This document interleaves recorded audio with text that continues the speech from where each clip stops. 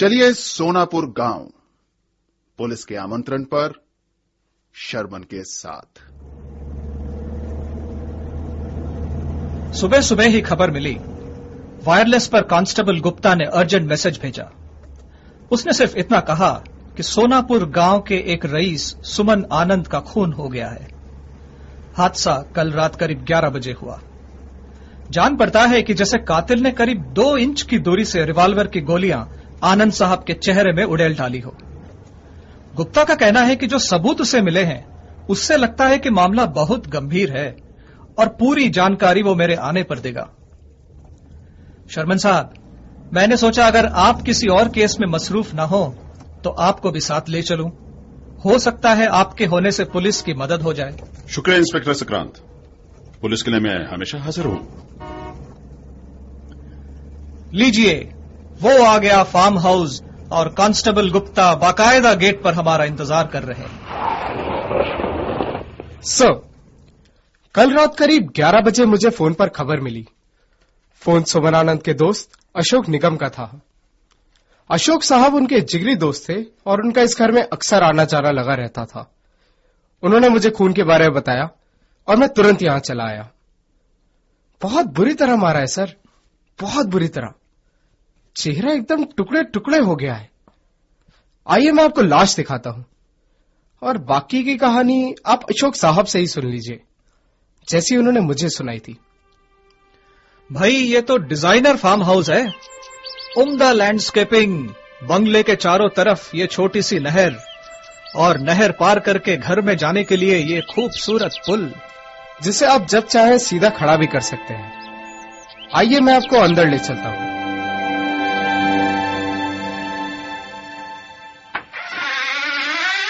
लीजिए सर, सुमन आनंद के मित्र अशोक निगम इसी तरफ आ रहे हैं। ये है mister Ashok Nigam, inspector Sakrant, detective Sherman और doctor Jones. Good day everyone. आइए ऊपर वारदात के कमरे में चलते हैं। सर, खून ऊपर सुमन आनंद के बेडरूम में हुआ है। हमें उनकी लाश बेड पर पड़ी हुई मिली। उनके शरीर पर रात का पहना ड्रेसिंग गाउन था, पैरों में चप्पल थी और छाती पर एक रिवॉल्वर रखी हुई थी। यह है वो कमरा, देखिए। लाश पर से कपड़ा हटाइए।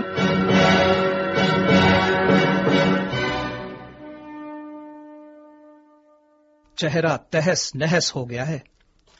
सब कुछ वैसे ही है जैसे पाया गया था, कुछ भी छुआ नहीं गया है। ये हुआ किस वक्त?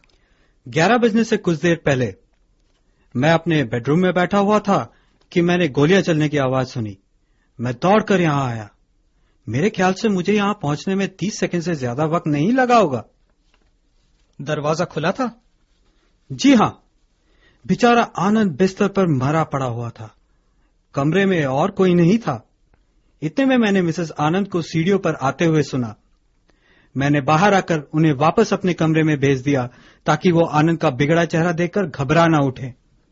फिर मैंने नौकर रामू को बुलाया और हम दोनों वापस कमरे में आए। बाहर नहर का पुल रात को ऊपर कर दिया जाता है? जी हां, रोज शाम को 6 बजे रामू पुल को खड़ा कर देता है। कल मैंने उसे खुद इसमें मदद की। जी साहिब। वो कातिल निकलकर भागा कैसे? कहीं आनंद साहब ने आत्महत्या तो नहीं की? हमने भी पहले ये सोचा सर, लेकिन ये देखिए, खिड़की पर जूतों के निशान, खून में रंगे हुए। खूनी यहां से निकल कर गया है। तुम्हारा मतलब वो नहर पैदल पार करके गया? बिल्कुल सर, नहर कहीं भी 3 फुट से गहरी नहीं है। लेकिन अशोक साहब, अगर आप खून होने के आधे मिनट में यहां पहुंच गए थे तो उस वक्त कातिल नहर में ही होगा। जी इंस्पेक्टर, लेकिन खिड़की पर पर्दा पड़ा हुआ था और उस वक्त मुझे बाहर झांकने का ख्याल ही नहीं आया। तो इसका मतलब कातिल 6 बजने से पहले पुल पार करके अंदर आया और इस कमरे में छुपा रहा। रात करीब 11 बजे जब आनंद साहब अंदर आए तो उसने उन पर गोली चलाई। उनके बदन पर अपनी रिवॉल्वर छोड़ खिड़की के रास्ते भाग गया। जाने से पहले एक कार्ड भी छोड़ गया है। कार्ड? जी, सिराने पर पिन से टंगा हुआ। कार्ड पर बिच्छू का निशान, इसका मतलब? कुछ मालूम नहीं इंस्पेक्टर, लेकिन ऐसा ही एक निशान आनंद साहब की कलाई पर मैं अक्सर देख चुका हूं। क्या आनंद साहब किसी सीक्रेट सोसाइटी के मेंबर तो नहीं थे? मुझे इस बारे में कोई जानकारी नहीं। मेरी उनसे दोस्ती पिछले 5 सालों में रही है, जब से वो इस गांव में आए। उससे पहले की उनकी जिंदगी के बारे में न उन्होंने कभी कुछ कहा था, न मैंने कुछ पूछा था। मैंने भी कई बार बिच्छू का निशान मालिक की कलाई पर देखा है, लेकिन कभी पूछने की हिम्मत नहीं की। अरे, वो साहब की सोने की अंगूठी ले गया है, उनकी शादी की अंगूठी। क्या? जी साहब, वो अपनी शादी की अंगूठी बीच वाली उंगली में पहनते थे और उसके ऊपर ये चांदी की अंगूठी। हाँ, ये चांदी की अंगूठी तो वैसे ही है, लेकिन उसके नीचे वाली सोने की अंगूठी गायब है। तुम्हारा मतलब वो सोने की अंगूठी इस दूसरे अंगूठी के नीचे पहनते थे? जी, हमेशा। इसका मतलब कातिल ने पहले चांदी की अंगूठी निकाली, फिर सोने वाली निकालकर अपनी जेब में डाली और चांदी की अंगूठी वापस उंगली पर चढ़ाई। मेरे पूरे करियर में ऐसा अजीब काम किसी खूनी ने नहीं किया। शर्मन साहब, आप कुछ पूछना चाहेंगे? जी हां, अशोक साहब से हम बाद में बातचीत करेंगे। पहले रामू से 2 बातें हो जाएं। Good day mister Ashok. Ramu, तुम कब से आनंद साहब के यहां काम कर रहे हो? जी, पिछले 5 सालों से, जब से उन्होंने ये कोठी ली।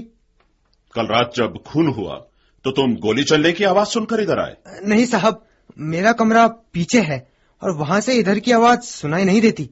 मैं तो सोने की तैयारी कर रहा था कि अशोक साहब ने आकर मुझे ये बुरी खबर सुनाई। अशोक साहब आनंद साहब के पुराने दोस्त हैं? जी साहब, बहुत अच्छी दोस्ती थी उनकी।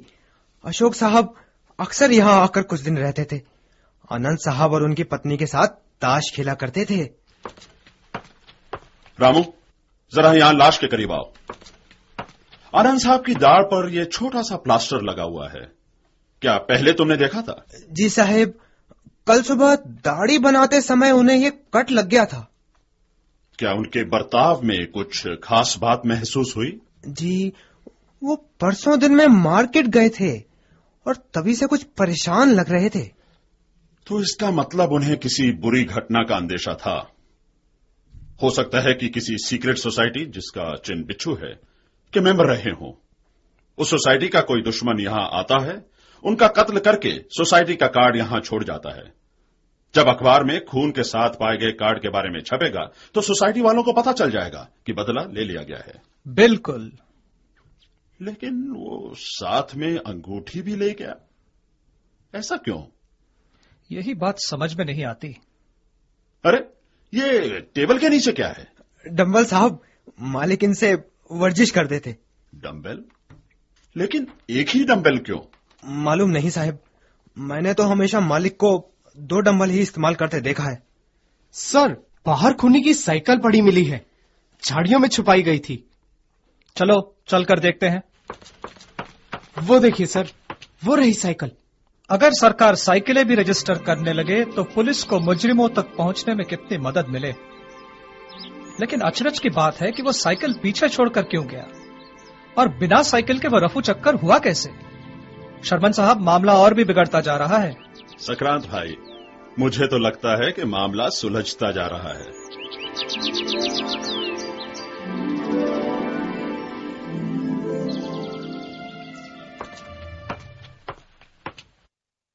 क्या आप कुछ पता लगा पाए हैं इंस्पेक्टर साहब? हम पूरी कोशिश कर रहे हैं मिसेस आनंद, आप संतुष्ट रहिए। पैसों की चिंता मत कीजिए, मैं चाहती हूं कि कोई कसर न छोड़ी जाए। शायद आप हमें कुछ बता पाएं जिससे इस केस पर रोशनी पड़े। नहीं, मैं ऐसा कुछ नहीं जानती जो आपको मालूम नहीं। जब मैंने रात को गोली चलने की आवाज सुनी तो मैं दौड़ी आई, लेकिन अशोक ने मुझे वापस भेज दिया ताकि मैं उन्हें उस हालत में ना देख सकूं। अपने मरहूम शौहर को आप कब से जानती थी? करीब 5 साल पहले से, जब हमारी शादी हुई। इससे पहले वो बिहार में थे, जहां उनकी पहली पत्नी का देहांत हो गया था। क्या आपने ऐसा कुछ सुना था जो बिहार में हुआ हो और जिससे आपके पति को खतरा हो? हाँ, मुझे हमेशा लगता था कि उनके सर पर कोई अनजान खतरा है, लेकिन वो कभी इस बारे में मुझसे बात नहीं करते थे। शायद इसलिए कि मैं फिक्र करने लगूंगी। फिर आपको इस अनजान खतरे का एहसास कैसे हुआ?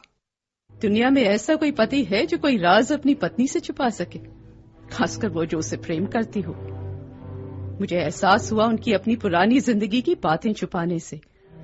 मुझे एहसास हुआ उनकी सावधानी बरतने की आदत से। मुझे एहसास हुआ उनके होठों से अचानक निकले कुछ शब्दों से। मुझे एहसास हुआ अजनबियों को उनके अजीब तरीके से देखने से। मुझे यकीन था कि कोई ताकतवर दुश्मन उनके पीछे पड़े हैं और वो हमेशा किसी अनजान खतरे से जूझने को होशियार रहते थे। वो अल्फाज जो उनके मुंह से निकले, क्या आपको याद है? मौत की घाटी, वो कहते थे। मैं मौत की घाटी से निकल कर आया हूं, लेकिन लगता है कि वो अब भी मेरे चारों ओर मंडरा रही है। मैं कुछ पूछती थी तो उनका चेहरा पत्थर हो जाता था। वो कहते थे, जो भी हो, उस घाटी की छाया तुम पर नहीं पड़ने दूंगा। एक आखिरी सवाल, जब आपकी शादी हुई तो उससे पहले आप दोनों में प्रेम हुआ? जी हां, प्रेम हुआ, हमेशा होता है। उस वक्त आपका कोई और प्रेमी तो नहीं था? नहीं, मैं किसी बंधन में नहीं थी। आपके पति की वेडिंग रिंग गायब है। खून का इस बात से कोई रिश्ता हो सकता है? मुझे खुद समझ में नहीं आ रहा है। बहुत अजीब बात है। बहुत बहुत शुक्रिया मिसेस आनंद। कृपया जरा रामू को अंदर भेज देंगी? जी। खूबसूरत औरत है, बहुत सुंदर, और हमारे अशोक साहब भी कम आकर्षक नहीं है। शादी की अंगूठी गायब होने का कारण सोचता हूं तो लगता है। जी, कोई सेवा मालिक? रामू, कल रात अशोक साहब ने पांवों में क्या पहना हुआ था? जी, उनके काले जूते साहब। वो इस वक्त कहाँ हैं? जी, बाथरूम में है। उनके और मेरे जूतों के तलवों में खून लग गया था, इसलिए धोने छोड़ाया था। वो जूते लेके वारदात के कमरे में पहुंचो। जी। ये लीजिए साहब, आनंद साहब के जूते। यहां खिड़की के पास ले आओ। शुक्रिया रामू। अब मैं इन जूतों को खिड़की पर ये खून के लगे निशानों पर आहिस्ता से रखता हूं। शर्मन साहब, ये तो बराबर मैच करते हैं। तो अशोक साहब ने जानबूझकर ये निशान खिड़की पर लगाए, पुलिस को गुमराह करने के लिए। अरे ये क्या? बाहर लॉन में देखिए, श्रीमती आनंद अशोक निगम के साथ खुशी खुशी बात करते हुए। विश्वास नहीं होता। झूठ, एकदम झूठ। अशोक साहब की कहानी में कुछ सच्चाई नहीं, और चूंकि श्रीमती आनंद भी वही कहानी दोहरा रही हैं, इसका मतलब वो भी झूठ बोल रही हैं। यानी दोनों इस खेल में मिले हुए हैं और कोई षड्यंत्र रच रहे हैं। झूठ? ये तुम कैसे कह सकते हो शर्मन? सिर्फ उन दोनों को इकट्ठा देखकर? सिर्फ उन दोनों को इकट्ठा देखकर ही नहीं। हालांकि वो बहुत ही कठोर दिल औरत होगी जो अपने पति की मौत के समय उससे दूर रह पाती है और अगले ही दिन उनके दोस्त के साथ हंसती खेलती पाई जाती है। बल्कि इस बात से कि उनकी कहानी में वक्त का अंदाजा एकदम गलत है। मैं ये मानने के लिए हरगिज तैयार नहीं कि कातिल ने गोली चलाने के बाद 30 सेकंड में अशोक साहब के वहां पहुंचने से पहले मृत शरीर की उंगली से 2 अंगूठियां निकाली हो, फिर एक वापस पहनाई हो, सिरहाने पर अपनी सोसाइटी का कार्ड एक पिन के द्वारा लगाया हो और वहां से रफू चक्कर हो गया हो। और जब हम देख चुके हैं कि खिड़की पर जूते के निशान अशोक निगम ने खुद लगाए हैं, तो यह साफ हो जाता है कि उनकी कहानी हकीकत नहीं बल्कि एक षड्यंत्र है। तो तुम्हारा मतलब खून 11 बजे नहीं, जैसा कि अशोक का कहना है, बल्कि उससे पहले हुआ? बिल्कुल। और खून होने से नौकर रामू को जगाने तक क्या हुआ, यह सिर्फ अशोक और श्रीमती आनंद जानते हैं। वो दोनों इस खेल में साथी हैं। लेकिन एक बात अजीब है, अगर वो एक अवैध प्रेम के बंधन में हैं, तो वो मृत आनंद की शादी की अंगूठी निकालकर इस बात की ओर इशारा क्यों करेंगे? दूसरे, उन्हें इस बात का यकीन कैसे था कि गोली की आवाज सुनकर नौकर दौड़ा चला नहीं आएगा? तीसरे, जो झाड़ियों में साइकिल पड़ी मिली है, वो किसकी है? सर केस सॉल्व हो गया सर। अशोक निगम आनंद साहब के कातिल नहीं है। खून बाहर के किसी आदमी ने ही किया है, क्योंकि हमें पता चला है कि वो साइकिल जो झाड़ियों में मिली थी एक बिहारी आदमी की है जो 2 दिन से होटल सुल्तान में रह रहा था। उसे कल दिन में पास वाले चाय वाले ने भी इस घर के आसपास देखा है। होटल के मालिक और चाय वाला दोनों ने वो साइकिल पहचान ली है। हो ना हो आनंद साहब का कातिल वही है और उसका मकसद पुरानी दुश्मनी है।